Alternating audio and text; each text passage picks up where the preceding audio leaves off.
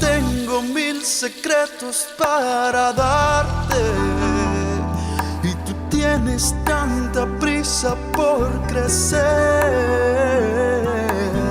Pies de nubes, pasos de gigante.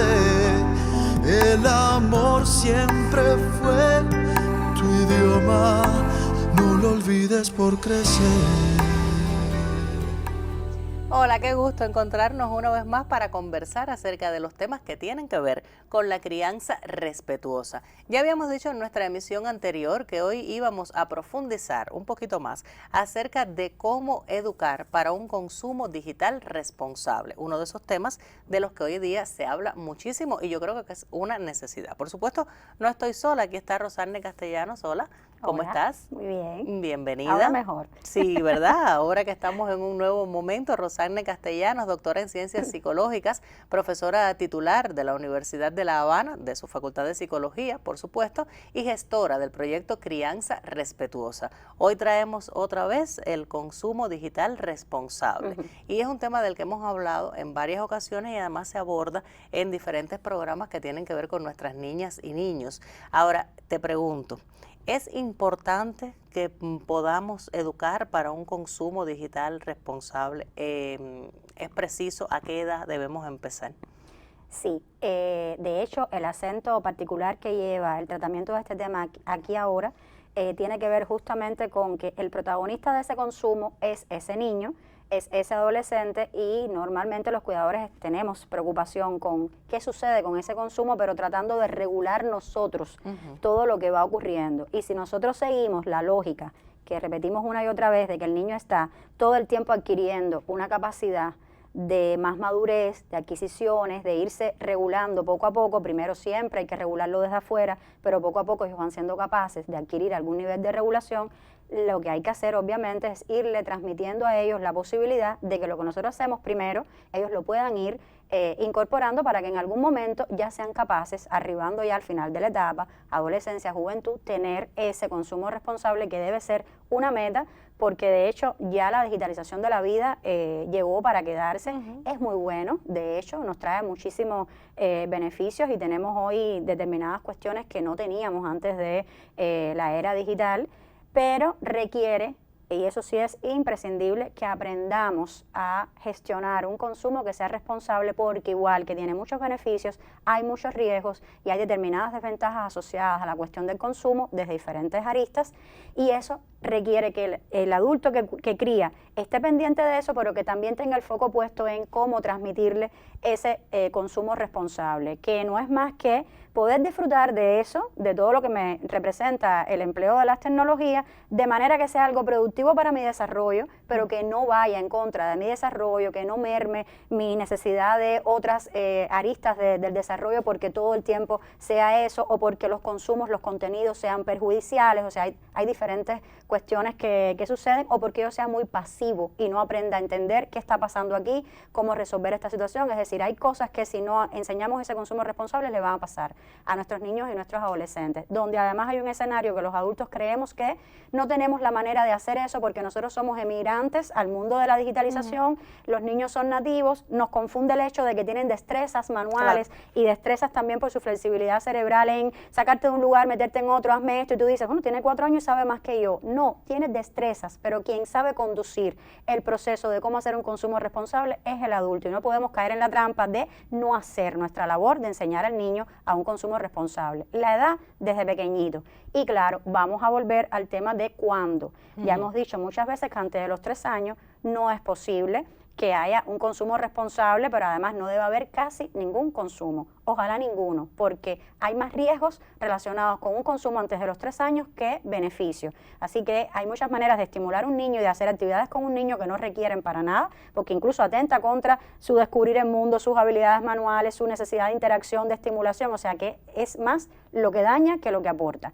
De 3 años en adelante, con mucha regulación, con mucha supervisión, puede empezar sobre todo la cuestión de dibujos animados, es decir, pantallas, pero no el niño con un celular en la mano, entre los 3 y los 5 años. Ya cuando un niño se escolariza, tiene otro nivel de desarrollo, pues ya puede ser un poquito más activo en determinados aprendizajes. Pero el primer aprendizaje que va a tener tiene que ver con el tiempo, que somos nosotros quienes estamos regulando, porque en esa labor de supervisión lo primero que hay que ver es la cantidad de tiempo que consume, desde que empezó con 3 años a ver muñequitos, luego a los 4 un poquito más, a los 6 ya tenía un dispositivo en la mano por momentos. Pues el hecho de enseñarles a ese nivel, no dando tanta explicación, pero enseñarles con un hábito bien establecido de que en qué horario, durante cuánto tiempo, ya va generando un nivel de aprendizaje, porque siempre tratamos de explicar que yo le voy a permitir que él pueda regularse solo cuando ya tiene la madurez para eso. Pero si yo lo preparo, cuando llega a tener la madurez, ya él sabe que es 2 horas al día, una por la mañana, una por la tarde, y ya lo aprendió porque desde niño se hizo así. Si desde que se levanta hasta que se acuesta está con el celular en la mano, ¿cómo yo voy a pretender que en la adolescencia suelte el celular? Cuando ya él tiene, entonces, una autonomía, una capacidad de hacer por sí mismo, una capacidad de no hacerme caso. Es decir, si yo no lo habitué, y claro, ya después de los 6 años en adelante yo le puedo hacer entender por qué es nocivo el sobreconsumo. O sea, son cosas que vamos a ir hablando, pero básicamente tiene que ver con eso, toda la necesidad de entrenamiento que hay que realizar en este aspecto. Claro, lo más triste de esto es que generalmente cuando muchos adultos le proporcionan esas pantallas a los niños es para que estén tranquilos y no entorpezcan otras actividades. Entonces, evidentemente, no existe ningún tipo de regulación. Yo creo que ni siquiera de pasar y mirar qué cosa está viendo el niño. Ahora, Rosarne, ¿la crianza respetuosa es esencial para esta educación? ¿Por qué razón? Claro, porque justamente lo que estaba diciendo, es una crianza que confía y predica todo el tiempo en la participación del niño en su propio proceso de desarrollo. Por eso es que la tradicional, si le hubiera tocado la era digital, lo que hubiera hecho es poner todo el tiempo la responsabilidad en el adulto en función de eso. De hecho, seguimos, porque es lo que impera todavía, pensando que toda la cuestión del consumo está en nosotros y queremos hasta revisar semanalmente el celular de un adolescente de 15 años para ver qué está consumiendo, lo cual es muy invasivo para el nivel de desarrollo que ya tiene ese niño, y protesta con razón, pero además me borra la noche antes que toque chequeo todas las cosas que yo no quiero que vea. Entonces, eso es lo que haría la crianza tradicional. La respetuosa dice, él tiene que aprender desde pequeño porque tiene que ser un consumidor responsable de las tecnologías. ¿Por qué no puede sobreconsumir? ¿Por qué no puede estar sobreexpuesto? ¿Qué riesgos le circundan? ¿Qué alertas tiene que tener? Un montón de cosas, qué contenidos elegir, qué contenidos son nocivos. Es decir, hay un montón de cosas que la crianza respetuosa dice porque cree en el niño, porque cree en el adolescente, le toca con el acompañamiento, con la asesoría, ir aprendiendo por sí mismo todas esas cuestiones y también respetarlo en muchísimos aspectos, porque luego él nos va a decir, esto sí, esto no, yo quiero que veas este muñequito, no, yo quiero ver este otro. Bueno, este muñequito es apropiado para la edad y este es, o sea, si es apropiado y él lo está pidiendo, ¿por qué no se lo voy a conceder? Claro. Porque es apropiado para la edad y ahí está mi parte como adulto, ¿no? Es este porque este fue el que yo fui al paquete y cogí y por tanto es este, no, porque tiene que ser ese. Es decir, vamos a ir viendo determinadas cuestiones. O el adolescente me dice, no, ese videojuego que tú crees que me daña, yo te puedo explicar que no, y de hecho te puedo decir que aprendo. A mí me ha pasado que me dicen niños en la consulta, mi mamá cree que no, pero yo ahí he aprendido cosas de historia, de cultura general, porque sí, porque hay determinados juegos que tienen esos matices, además del placer de jugar propiamente. Entonces, escuchar eso también es necesario. Por eso yo estoy en la tradicional, no me entero de todas esas cuestiones. No, lógicamente. A mí me ha pasado en casa con los videos. Después escuchamos que la niña dice cosas y dice, yo lo aprendí en un videíto.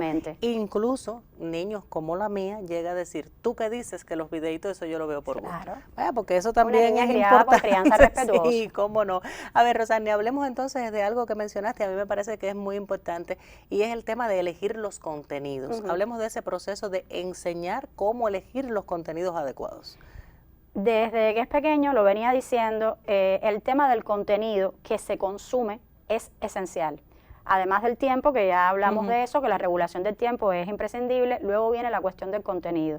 Y en la lógica que veníamos presentando, y que además siempre hablamos en nuestro programa, primero, para propiciar eso, tiene que ser el adulto el que lleve a cabo ese proceso de la elección de los contenidos, porque yo no le puedo decir a un niño de 4 años, a ver, mi amor, qué dibujo animado tú deseas ver, porque él puede decidir uno que no es el apropiado para él. O a uno de 8 años, cuál es el videojuego que tú deseas jugar, porque él puede también querer un juego que no es el ideal. Ahora, la diferencia está que con el de 8 años yo puedo hablar más.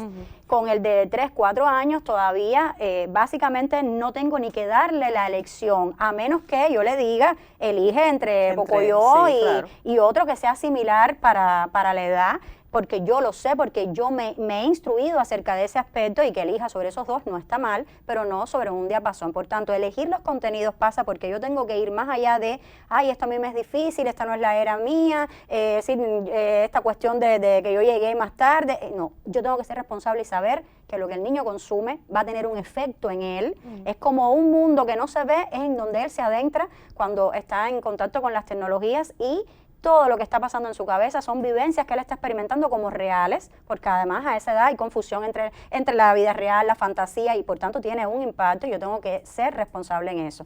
Y en la medida en que ya va teniendo más edad, él tiene que saber para que lo vaya aprendiendo. Por ejemplo, que los videojuegos tienen en su descripción las edades, y que eso que tiene puesto en las edades es fundamental, porque además esos desarrolladores lo hacen porque tienen que cumplir con una legalidad, si no, tienen problemas. Y cuando lo hacen es porque dentro de esa legalidad eso es lo que está establecido. Yo no puedo tener un niño de 6 años, como lo he visto, jugando GTA, que es un juego de naturaleza totalmente criminalizante, porque él está naturalizando cuestiones que de ninguna manera son contenidos que a su edad puedan tener, como a diferencia de uno de 18 años que sabe perfectamente el bien y el mal, y que están pasando cosas que son negativas, pero ya eso no lo afecta como si afecta a un niño de 6 años. Entonces, cuando el niño me dice, yo quiero poner en el teléfono GTA, yo le tengo que decir GTA no, porque sus desarrolladores dicen, míralo aquí, que es para 18 años, no para 4 años ni para 6, y es porque ahí hay cosas que no son acordes para tu edad. Y en eso yo tengo que ser firme, yo como adulto, pero enseñarlo a por qué es que este no puede ser y este sí puede ser, porque mañana el de otro, y va y busca las indicaciones y dice, mi mamá me dijo,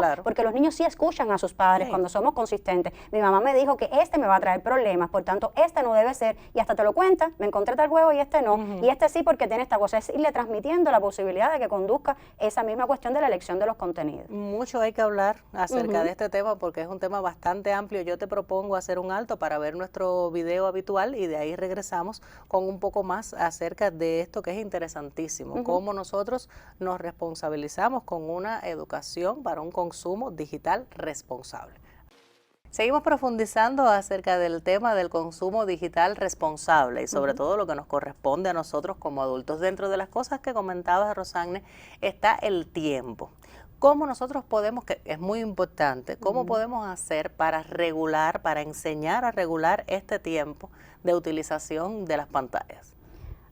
Ahí, como siempre hemos dicho, los niños, como es algo que es muy atractivo y tiene que ver con cuestiones hasta biológicas, porque el juego, por ejemplo, genera placer, y es decir, cuando vas ganando genera placer, se libera dopamina, entonces por eso es que hay tendencia hasta en los adultos a perder el control acerca del consumo, porque no las pasamos bien en determinadas actividades. Entonces hay muchos adultos que te dicen, no lo puedo controlar, no lo puedo controlar, y una y otra vez le decimos, usted sí lo puede controlar, usted es la mamá, usted es el papá, y sí lo tiene que controlar porque es su niño y es responsable usted de que caiga en otras cuestiones. Entonces hay que ser firme con las normas, que es un tema que hemos hablado mucho.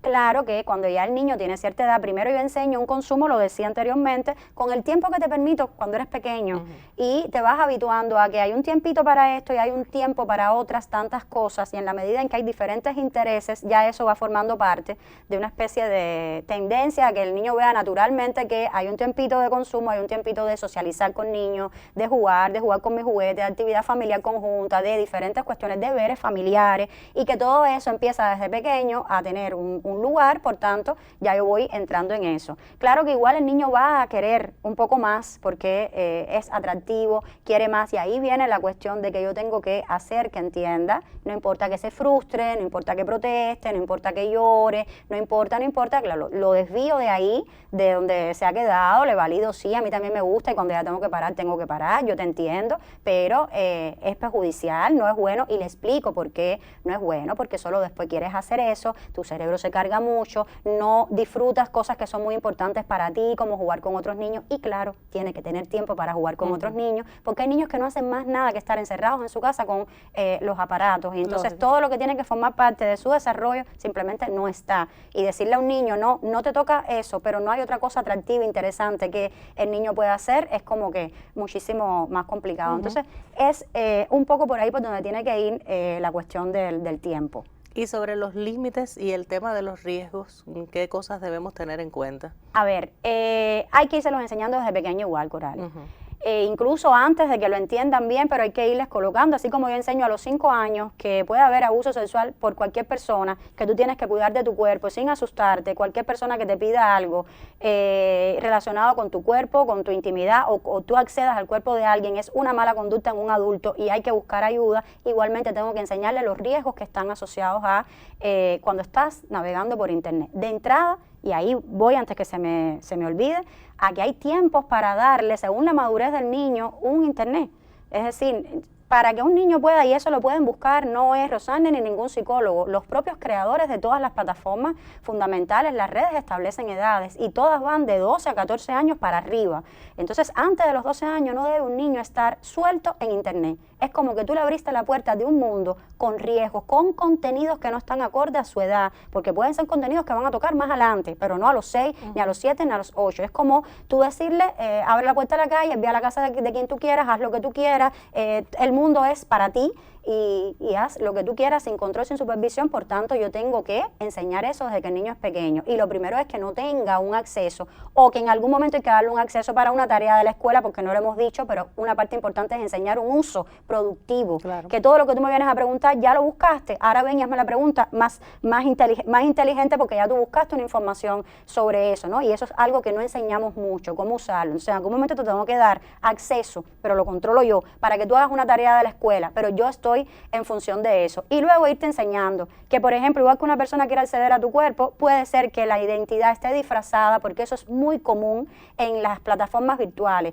Yo entro a un juego en línea, los juegos en línea son muy peligrosos, porque estamos en contacto con otro supuesto niño, y ese niño me está proponiendo, y es un adulto, es un pedófilo, y me está proponiendo determinadas cuestiones desde un chat que tiene el juego en línea, y ahí empieza a haber una relación, y yo pienso que estoy estableciendo una relación con otro niño, y ahí empiezan a pasar las cosas. Pero para que un niño vea ese riesgo, yo le tengo que explicar lo que puede estar pasando ahí. Hay hasta materiales buenísimos que educan sobre esas cuestiones, que además tienen que rodar más por las pantallas de nuestra televisión y que lo vean nuestros propios niños y preparar nuestros propios materiales en ese sentido. Entonces, es ese tipo de cuestiones que hay que alertar. Que a un grupo de WhatsApp no se entra hasta que no haya madurez para eso, pero que además un grupo de WhatsApp con desconocidos no hace falta para nada, porque es como que tú salgas a la calle y te pongas a hacer vínculos con personas desconocidas. No es así, porque hay grupos WhatsApp hoy, Coralia, que tienen identidades nocivas. O sea, increíblemente, yo me he encontrado como psicóloga clínica grupos de WhatsApp donde hay una adolescente aprendiendo cómo ser mejor anoréxica o cómo hacerme mejores lesiones, porque todos los que están ahí, esa es la identidad que tiene ese grupo.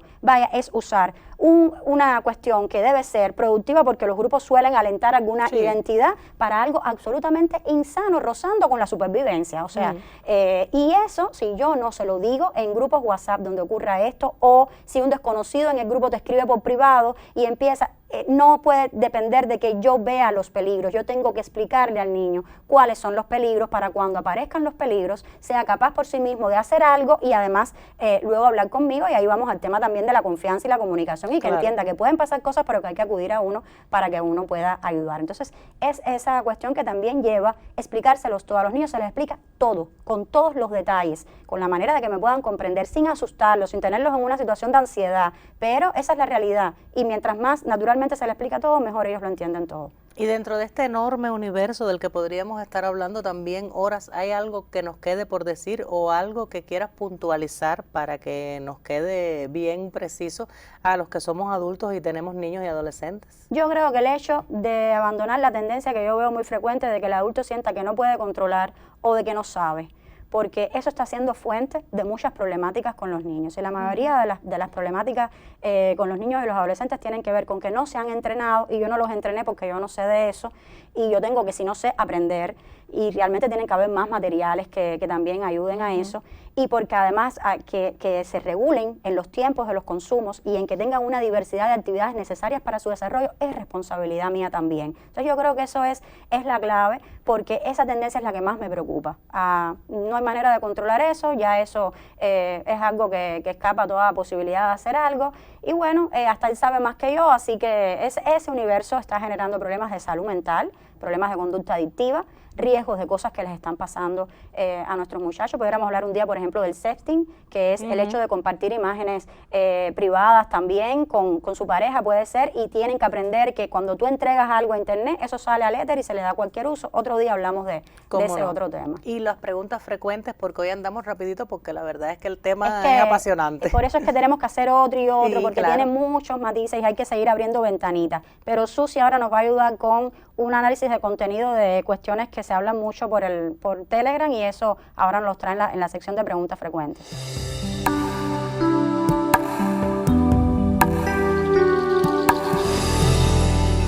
Hola, les saludamos nuevamente desde las preguntas de Telegram.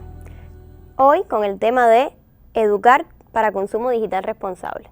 La primera pregunta es: todas las semanas le reviso el celular a mi hijo de 14 años.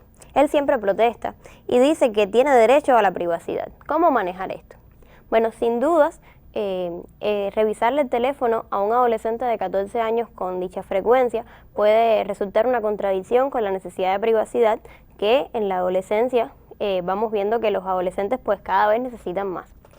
Por ello, es real que tenemos que valorar un punto intermedio donde, por ejemplo, propiciarle un teléfono para que tenga dicha comunicación y acceso a las tecnologías implica que tanto el adulto, el adolescente, tiene una contraseña probablemente en su teléfono, y el adulto debe conocer también esa contraseña para, en caso necesario, poder acceder. Pero creemos que es necesario que se respete su privacidad y que solo se acceda a su teléfono y a dicha contraseña cuando resulte un tema de preocupación, algo que sospecha la familia que puede estar pasando, y entonces en ese sentido, para velar por el bienestar del adolescente, pues acceder a al teléfono, ¿verdad? Pero pactando con el adolescente que esta es la condición para hacerlo y que se trata de una relación de confianza donde tenemos en cuenta tu privacidad, pero también estamos al tanto de la responsabilidad que como padres o cuidadores tienen sobre los hijos. En edades inferiores a 14 años, es decir, cuando los niños están teniendo los primeros accesos a internet, quizás sí es más necesario una revisión más sistemática, porque es el primer acceso que tiene y cómo se comporta, pero a medida que va creciendo en edad y que sobre todo va demostrando madurez, pues podemos darle mayor rango de privacidad, siempre con supervisión y comunicación, como comentábamos. La segunda pregunta: me resulta difícil imponerme cuando ya mi hija tiene 16 años, pero no hace más nada que estar frente al celular y no me escucha. ¿Qué hago? Bueno, sin duda es una situación difícil de manejar porque, como hemos hablado, en la adolescencia no se trata de imposición, sino de comunicar y negociar, pero sí estamos viendo una afectación importante en esta adolescente si está frente al teléfono tanto tiempo, probablemente tenga una adicción a las pantallas y es necesario trabajar sobre esto. Por eso es importante, uno, fomentar la comunicación con ella de todo lo que son sus intereses y cómo sus intereses pueden satisfacerse no solo a través de las pantallas, sino en otras actividades de la vida diaria o la socialización, hablarle de la importancia de estos aspectos, porque la socialización para la vida no se trata solo de un disfrute hoy, sino de herramientas que creamos para luego el mundo laboral, que requiere trabajo en equipo, requiere colaboración, requiere negociación, requiere gestionar oportunidades, ¿verdad? Entonces es importante hablarlo desde la perspectiva de la socialización como parte de seres sociales, del disfrute, pero también de la utilidad que tiene para la vida y de otras actividades que también son importantes para ella. Además, que se trata también de un eje de derechos y deberes. Ella tiene el derecho de ocio de usar su teléfono, pero también tiene deberes que cumplir con respecto a su estudio, pero también con respecto a las tareas domésticas de la casa, con la necesidad también de compartir tiempo en familia, ¿verdad? Y podemos buscar pues en internet, hay varios videos, materiales que de manera incluso muy breve en ocasiones le muestran a los adolescentes conductas, situaciones que expresan las afectaciones que causa pues la adicción a las pantallas. Y a través de estos mensajes que vienen justamente por el mismo medio que estamos queriendo trabajar, pues puede ser más receptivo en ella el tema de comprender estas situaciones, ¿verdad? Y otro aspecto fundamental en este caso es que si, por ejemplo, en ocasiones la vemos muy irritable o que no puede dormir o que está teniendo dificultades en alguna esfera de su vida y se relaciona en efecto con el sobreconsumo de pantallas que está teniendo, pues relacionarlo para que ella comprenda cómo un aspecto tiene que ver con otro y cómo es necesario el cambio en esa situación. y en aspecto necesario, entender que si esto no se soluciona de esta manera es necesario acercarse a un especialista porque estamos hablando de una adicción que puede ser un problema de salud mental grave. Muchas gracias, Susana, por estas preguntas y comentarios frecuentes de lo que normalmente ven ustedes en Telegram acerca de este tema tan interesante. Tiempo para decir de qué hablaremos en la próxima emisión y luego despedirnos. Bueno, justamente hemos estado hablando de que a veces hay mucho sobreconsumo porque no hay espacio para la socialización. Sí. Y es un tema que roza directamente con la salud mental, con estar preparado para la vida, y por tanto vamos a dedicar entonces un programa a la cuestión de la socialización en niños y adolescentes. Qué bien, y qué bien que sean niños y adolescentes porque normalmente nos quedamos en la parte de los niños ahí, ¿verdad? Qué bueno, entonces la socialización en niños y adolescentes. Nos vemos la próxima semana. Muchísimas gracias, Rosalía. Un placer. Gracias a todos en casa por acompañarnos y claro que sí, retornamos la próxima semana con Crianza Respetuosa, este proyecto que usted puede encontrar siempre en redes, pero que le digo cada vez, para que no lo olvide, que el canal educativo, por suerte, lo puso en la pantalla, en la sala de la casa. Hasta la próxima.